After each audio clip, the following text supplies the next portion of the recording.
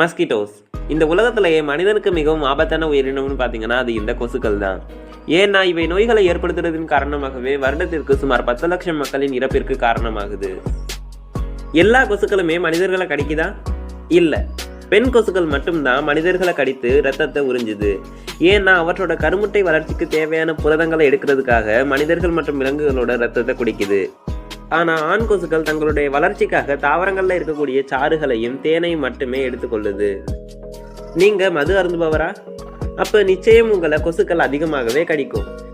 பொதுவாகவே மனிதன் 75 அடி தூரத்துல இருந்தாலுமே கூட அவன் வெளியிடக்கூடிய கார்பன் டை ஆக்சைடை வச்சு கொசுக்கள் அவங்களை கண்டுபிடிச்சிடும். அதோட அவர்களின் உடல் வெப்பநிலையும் அவற்றோட கடிக்கு காரணமாகுது. ஸோ மது அருந்தியவங்க அதிக அளவு கார்பன் டை ஆக்சைடை வெளியிடுறதுனால கொசுக்கள் சீக்கிரமாகவே அவங்கள கண்டுபிடிச்சிடும். அதோட அவங்களோட ரத்தம் அதுங்களுக்கு ரொம்ப பிடிச்சிருக்கிறதுனால மீண்டும் மீண்டும் அந்த நேரத்தில் அவங்கள கடிச்சிக்கிட்டே இருக்கும்.